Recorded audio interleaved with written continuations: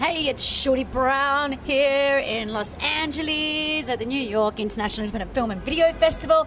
Now, we have the sheer pleasure with Giancarlo here, who just screened his film here at Lamel, and it was brilliant. Racing Daylight. How did it look on the big screen? It looked lovely, really beautiful. We shot it in upstate New York and beautiful fields of Ackerd and Stone Ridge and around the Kingston area across the river from Woodstock, and it certainly is a gorgeous movie. Oh, it is absolutely beautiful. I mean, the locations was beautiful. How long did you get to stay, by the riverbed and in the forest? Well, I was lucky enough to be buying a house up there at the time, so I was up there about a month shooting the film, and it's really a wonderful area, and it's big sky country, and it really, there's a lot of moments in the film that take place in the 1800s, and that land is so historic and prehistoric in so many ways.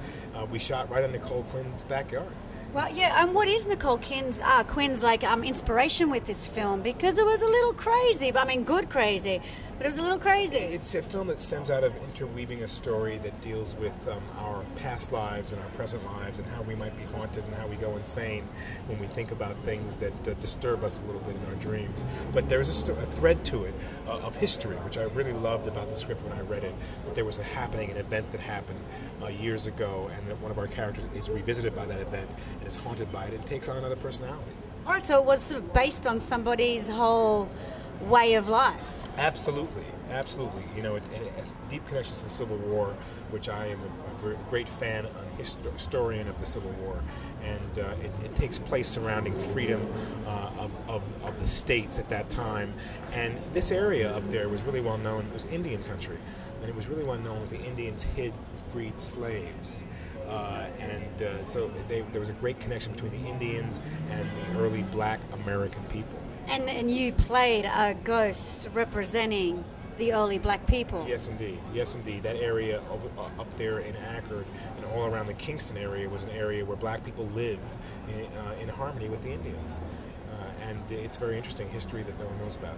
Well, you played a very good part. It was really fun to watch you up there on the big screen, and the cast was awesome. Really wonderful. I mean, you had Melissa Leo. I mean, how was it working with Melissa Leo? I mean, she's actually premiering her big film Frozen River. I mean, how was it working with Melissa Leo? Wonderful to work with her. She's a very consummate actress who pours her heart and soul into her parts. But what I love about this film for her is that she conveys so much without words. It's really kind of fantastic, and she conveys someone who's losing their mind in a very realistic fashion.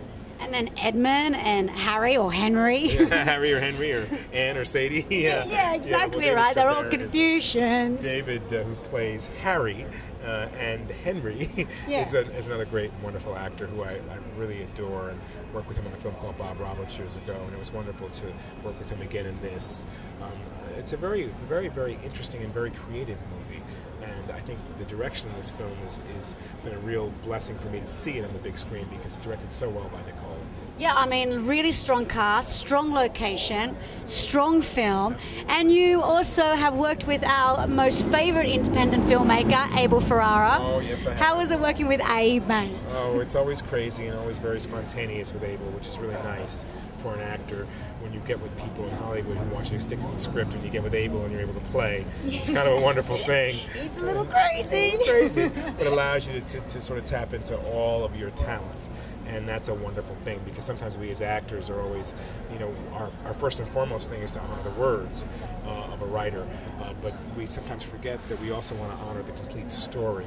And if you're able to do that in a deeper way, when writers say, hey, go ahead and ad-lib, sometimes actors can't do it. Right, but it's really nice for It's Abel. Actually a talent, right? It really is a talent. Yeah. And I recently worked with Abel on the Chelsea project, which was a wonderful experience because it was all ad-libbed. He says, I just give you an idea. Hey, Giancarlo, let me tell you. So just think about it like this. Just do whatever you want to do. What do you want to do? What do you want to do? But he's a genius, isn't he? He really is. Yeah. And also, Usual Suspects, you had a nice part in Usual Suspects. How was that experience for you? I mean, that was a very big, good movie. Well, I loved working with Chris McQuarrie. He's another great writer, and Brian Singer, the director of that, was really in his prime before he went on to do the X-Men films, made a film that was really about a wonderful story. Chris McQuarrie wrote a story that included a lot of his personal history. His father was, in the FBI or Special Forces and all that stuff. But I loved playing a character who really kind of knew what was going on and no one else did, and tried to make create the links between all the different police organizations to find out who this guy was. And it was really kind of interesting. And it was an interesting film, actually. You've had an interesting career, so how's it going now? What's up for the future for you? Well, this year I became a director. I did my first feature film called Gospel Hill. We shot it down in Rock Hill, South Carolina. I have a wonderful cast, and Danny Glover and Angela Bassett and Samuel L. Jackson. I just scored Danny Glover, mate. Oh, yeah, twist his arm behind his back. Julia Stiles and Taylor Kitsch. I have a really good cast, and we're about to show the film at the Democratic National Convention and then roll the film out for a feature release in November, October through Fox. Wow, you must be so excited. So your career is booming. I love what I do. Well, how do you do it? I mean, how do you be so successful in it? Tell those filmmakers out there who are trying to bust their guts. Yeah, you just go and make it. You just have to go and make it. You go on faith, and you get all your friends to do it. And luckily, I've been an actor for 40 years, so I'm able to call on some friends and say, please, please, please, beg, borrow, steal, please do it. It's not easy these days. There are a lot of filmmakers, and with the YouTube and video and cable, and people, there's so many different outlets for film that you just have to have a really great story, and that's the primary basis for doing anything. Great stories, great ideas. Well, there you go. And do you like New York, LA? You like both of it, bi-coastal? I like both. I go back and forth between New York and Los Angeles. I live in Connecticut.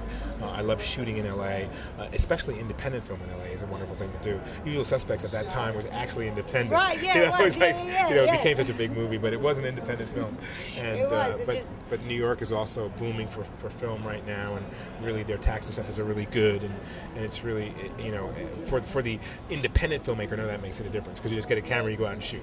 So it makes a difference when you have to have a little larger budget. But the sweet spot. A good budget is good. Between $5 and $50 million is the sweet spot. I didn't get that on my first feature, but I did get some good talent. I got 20 days to do it, and I'm really pleased. Well, Giancarlo, Giancarlo. Where's that from? I'm half Italian, half black. Nice. A little bit of everything. International. There we go. All right, well, thank you very much, and go independent. Go independent, always. The best films are independent. They say the best message, they have the best look, and they have the best cast.